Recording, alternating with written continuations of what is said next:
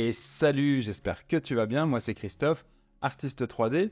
On se retrouve dans cette nouvelle vidéo pour voir comment faire de la modélisation en surface dure, c'est-à-dire du Hard Surface Modeling. Généralement c'est utilisé pour la création d'armes, de véhicules et tout autre objet créé par l'homme. Allez, c'est parti. Dans notre exemple, j'ai choisi de prendre un fusil mitrailleur AK-337. Donc là, je commence par le bout. Alors on verra, donc là c'est un cylindre avec un rond. On remet un cylindre dedans et on crée un booléen. Voilà, ici, des cubes qu'on stretch et on fait un booléen. Encore une fois, les booléens, pour les retirer, il faut les désafficher. Donc cliquez sur le petit œil pour qu'ils ne soient pas visibles, mais les sélectionner en même temps que l'objet dont vous voulez les soustraire. Donc ça c'est important, la structure du booléen. Ici, ça va être l'exercice idéal pour maîtriser ce genre de manipulation. Donc les booléens, très important.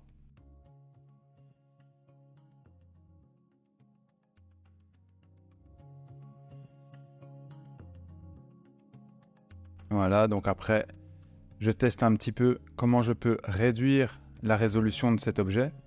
Il faut savoir que ça, c'est vraiment l'objet le plus petit donc, de tout le modèle final. C'est la partie la plus petite. Donc c'est vraiment pas utile d'avoir autant de détails dès le départ. Donc voilà, donc je décime en gardant bien la silhouette. Donc ça c'est important que vous le laissez cocher, préserve silhouette. Voilà, là je poursuis avec un autre objet. Alors là, pour faciliter le bevel, donc le chanfrein, je mets une symétrie radiale au max 32. Voilà, ici un cube avec un trim pour soustraire la forme. Ensuite, je vais rajouter un autre cube par-dessus et j'en fais un booléen. Voilà, je fusionne avec la pièce du bas. J'ajuste un petit peu la taille, je refais un petit voxel par-dessus. Alors là, je vais tester le triplanaire. Donc là, on va créer des masques tout simplement. Voilà, pour une forme facile, on peut extraire facilement le masque.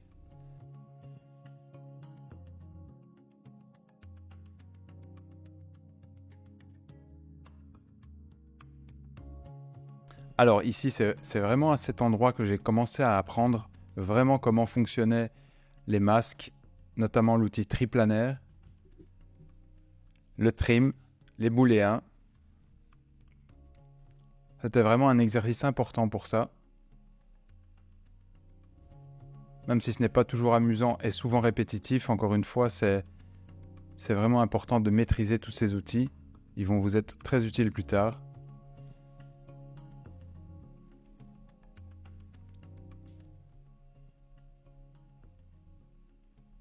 Voilà, vous allez aussi vous familiariser avec tout ce qui est symétrie ici, parce que c'est vraiment peut-être une erreur que j'ai fait au départ, c'est de fabriquer l'objet avec une symétrie qui se mettrait dans l'axe Z, alors que de base, Nomad met la symétrie en X. Ça dépend aussi du point de pivot de votre objet. Voilà, encore un triplanaire. On vient un petit peu jouer avec le masque. Voilà l'outil polygone. On a vraiment la forme qu'on a besoin. C'est vraiment très facile à utiliser en fait. Hop, on adapte l'outil trim. On soustrait. On duplique un objet. On le soustrait. Ici, on a juste quelques formes encore.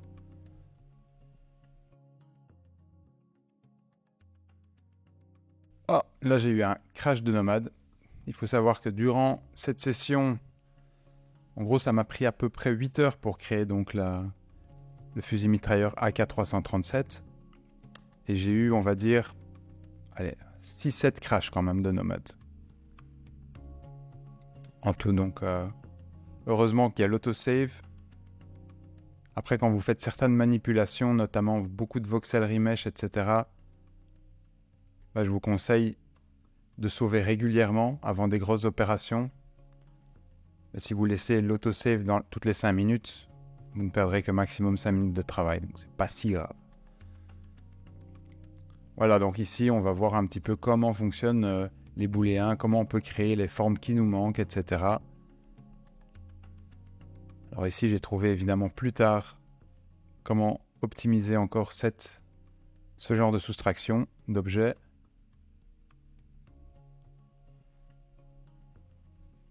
Voilà, ici, la symétrie, bien l'ajuster.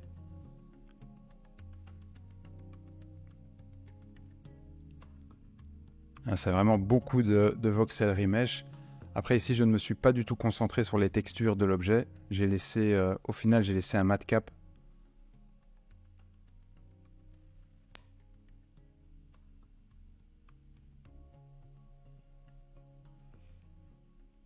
Beaucoup de chipotage, beaucoup de polishing, on va dire. Alors je smooth certains endroits pour pas que ce soit vraiment très très dur comme angle, parce que ça c'est vraiment pas du tout naturel. Les angles vraiment droits sont pas naturels, accroche trop la lumière en fait, il y a trop de séparation. Un tout petit peu arrondir l'angle, c'est l'idéal.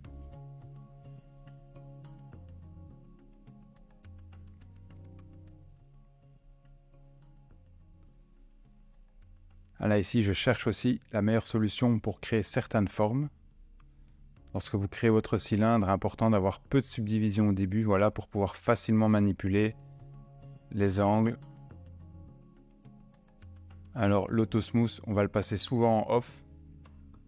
Et ce n'est qu'après, avec plus de résolution, qu'on va pouvoir adoucir les angles, donc, mais dans un premier temps, les garder bien droits. Sinon, ils seront trop arrondis par la suite. Voilà, et là, encore une fois, on décime. Donc les formes arrondies, c'est évidemment ce qui va coûter le plus au niveau de la résolution de l'objet.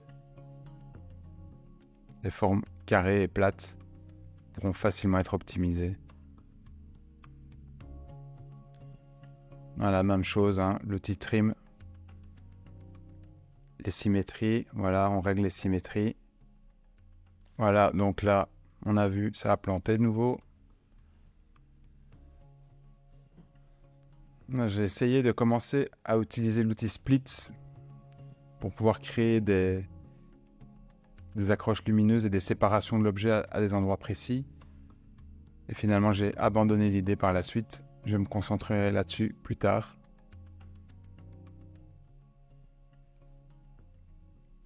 Voilà, certains endroits ont besoin d'un chanfrein plus prononcé. Donc ça, l'outil, la brosse flatten. Et sinon, avec un trim polygonal.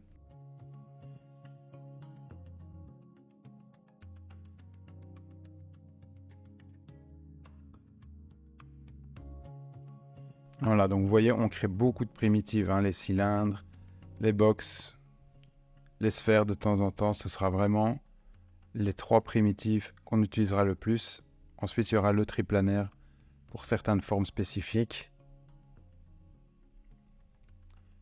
Voilà, ici j'essaye. Encore une fois, j'essaye plusieurs techniques, voir un petit peu ce qui va fonctionner le mieux. Il s'avérera que ce sera à la fin que j'aurai donc la meilleure solution pour ce genre de forme. Parce que voilà, vous voyez, je n'ai pas le bon résultat, j'essaye de partir sur une base plus légère au niveau de la subdivision pour avoir le bon arrondi et tout ça.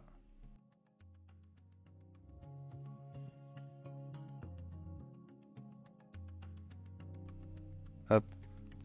Là, l'outil trim fonctionne bien aussi. Sinon, un booléen en soustraction aurait pu le faire, bien sûr. Il y a toujours plusieurs solutions pour créer un même résultat final.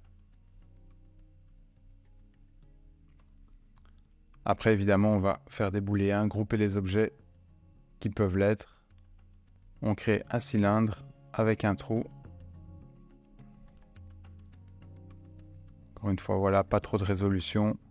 Pour pouvoir bien manipuler et donner la forme que l'on souhaite. Voilà, pour gagner du temps, voilà, c'est ça, je bouge le gizmo et je fais un mirror. En faisant ce genre d'exercice, vous allez aussi vous familiariser avec de manière générale, ici, c'est un bon exercice pour vous familiariser aussi avec toutes les façons dont un objet se crée. Donc au plus vous allez faire ce genre d'exercice avec des objets simples comme ici, au plus vous allez attraper la technique et le truc pour vite les modéliser. Et que ce soit pour des objets en art surface comme ici, ou même pour des personnages, le fait de créer facilement des formes générales va vous aider à gagner beaucoup de temps plus tard. Vous serez plus efficace, le résultat n'en sera que meilleur.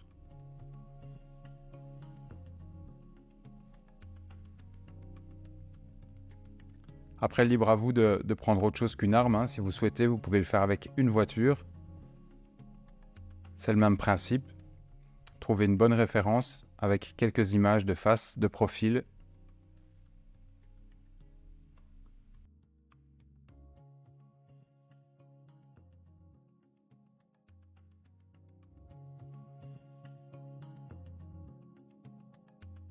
Donc là, je n'ai pas mis de model sheet par exemple en arrière-plan pour avoir les proportions exactes. Je n'ai pas une vue de face, de profil et de côté comme il faudrait l'avoir dans une production professionnelle. Ici, c'est plus pour l'exercice, la forme. Mais elle est suffisamment fidèle malgré tout. D'ailleurs, certaines erreurs qui sortiront plus tard seront corrigées. Voilà, ici on voit, à chaque fois quand il faut créer un objet, peu importe finalement, il y a toujours une solution.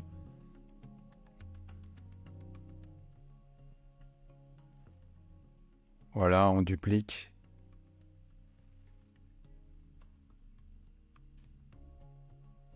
Hop, on adapte. On smooth. C'est vraiment agréable de travailler comme ça, la symétrie radiale. Et souvent, on passe alors en auto smooth. On le met sur off. Après, vous pouvez le configurer par défaut sur off. Là, quand j'ai fait la décimation, le Preserve Border n'était pas coché. Donc c'est très important, laissez-le bien coché quand vous faites un Decimate. Que la silhouette de votre objet reste bien la même. Voilà, là on vient mettre quelques détails, les vis,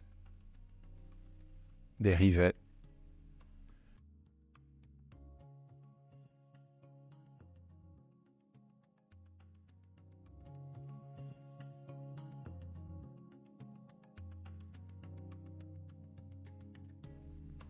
Hop, on allonge.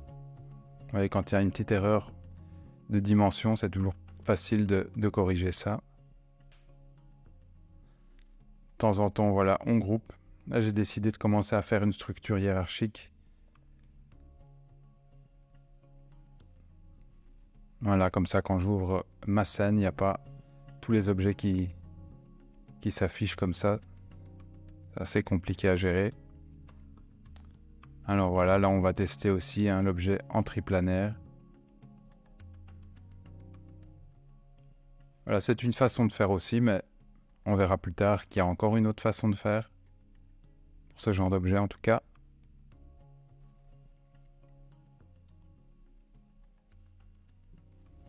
Vous voyez, le résultat est plus que correct. Voilà, toujours à peu près toujours des soucis de symétrie à régler.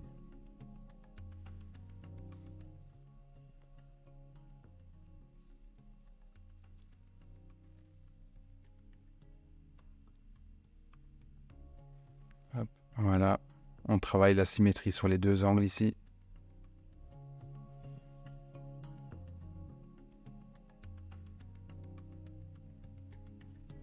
Et là, voilà, on vient faire un booléen, on soustrait.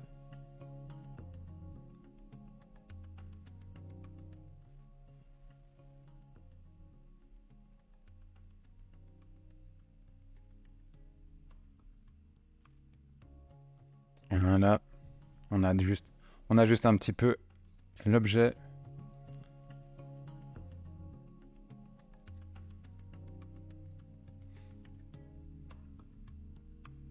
Alors là, le snap, pour avoir des distances qui se répètent.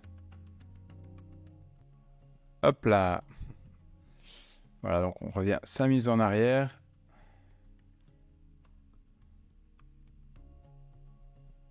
c'est pas trop grave.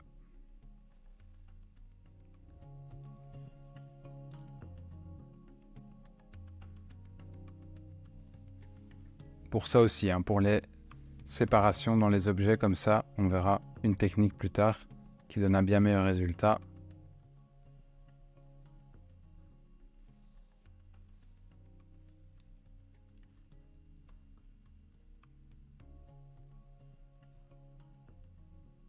Hop, voilà. On est encore plus efficace que la première fois.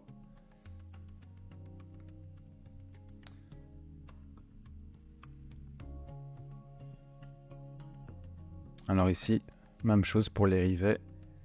Alors là, il faut un rivet qui ajuste la forme. Alors ce que j'ai fait ici, c'est que j'ai dupliqué.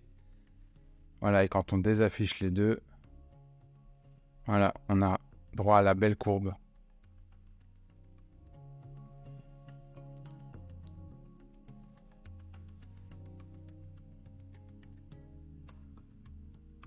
Hop, on adapte.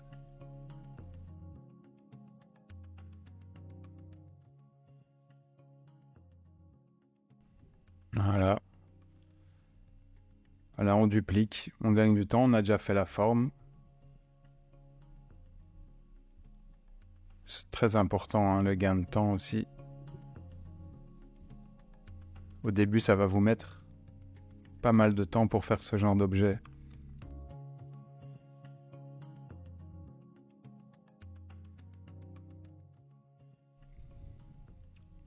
C'est un objet assez complexe, il y a beaucoup de petites pièces. C'est pas très difficile à faire, c'est juste très long en fait. Ça demande beaucoup de créativité au niveau de la façon dont vous allez modéliser les pièces. Mais comme je vous dis, finalement c'est ça qui est amusant, c'est de savoir comment on va gérer telle ou telle création de pièces.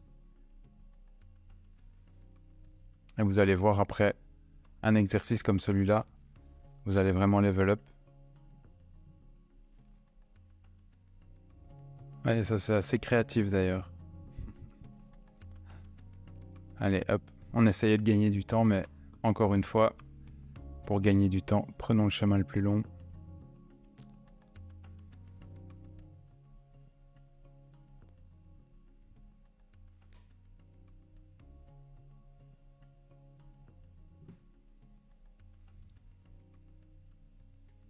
Et voilà.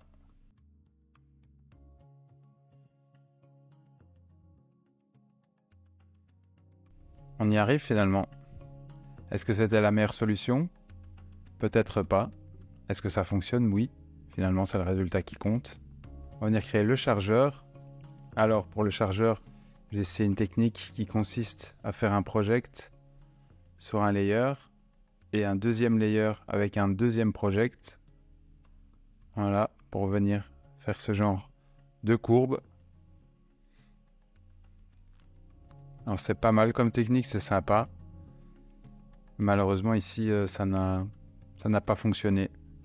Ça n'a pas donné le résultat que je voulais. Il n'y avait pas assez de contrôle sur le reste. Voilà, il y avait un problème au niveau de la silhouette aussi du chargeur qui était un petit peu courbée. Alors là, je pense que l'outil triplanaire fonctionnait plutôt pas mal. Je suis parti là-dessus. Alors là, je tente. Voilà, j'ai le profil qui me convient. Maintenant, je tente un project. Ah bah non, bah ça fait pas ce que je souhaite, malheureusement. Ouais, donc ça me sert à rien. Alors la dernière solution, c'est de faire avec un tube. Et voilà, et on vient dessiner le profil qui nous convient. Comme ceci. Alors là, c'est ce qui donne selon moi le meilleur résultat pour ce genre d'objet. Vraiment très performant. On peut adapter évidemment en fonction des proportions.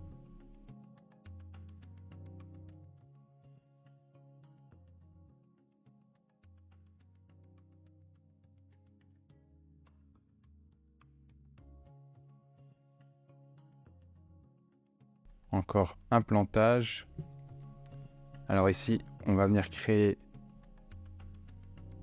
les marques qu'il y a dans le chargeur. Voilà, encore une fois, on vient les adapter, les mettre aux bons endroits. Je n'ai pas trouvé un moyen de les courber convenablement, donc j'ai dû les positionner manuellement.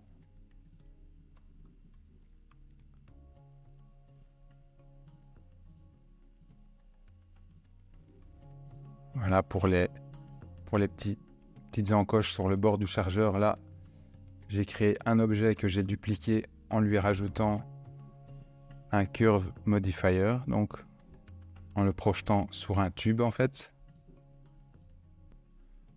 Pour la crosse, l'outil triplanaire, on fait un masque du profil qui nous convient, on vient le projeter et puis on l'adapte. On peut encore le trim comme ceci pour finaliser la forme et venir avec l'outil flatten faire le chanfrein.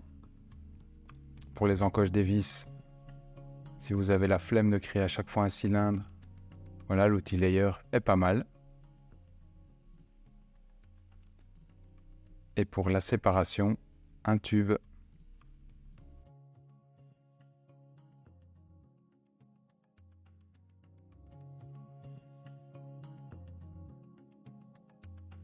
Le tube, là, on snap le tube sur la surface.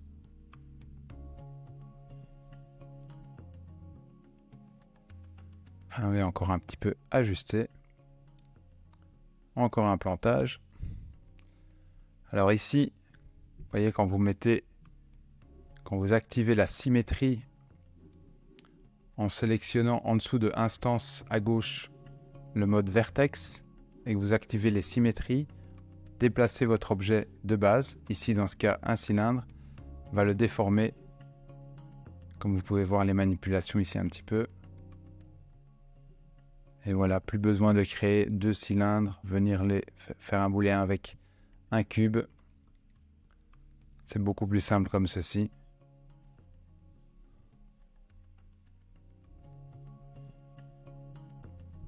Voilà, après on ajuste. Un petit trim. Encore comme ceci, pas mal. Ça c'est de la finition maintenant. Le plus gros est fait.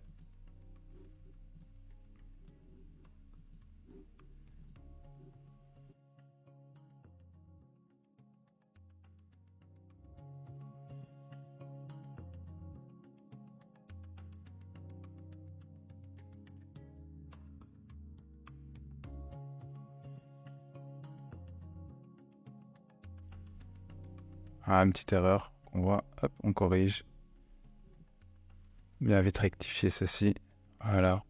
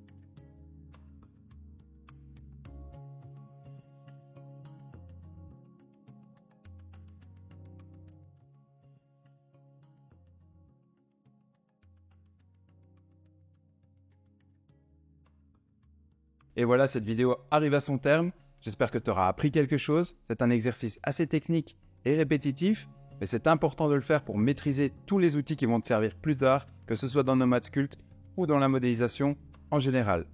Alors moi j'ai hâte de voir tes créations et je te dis à la prochaine.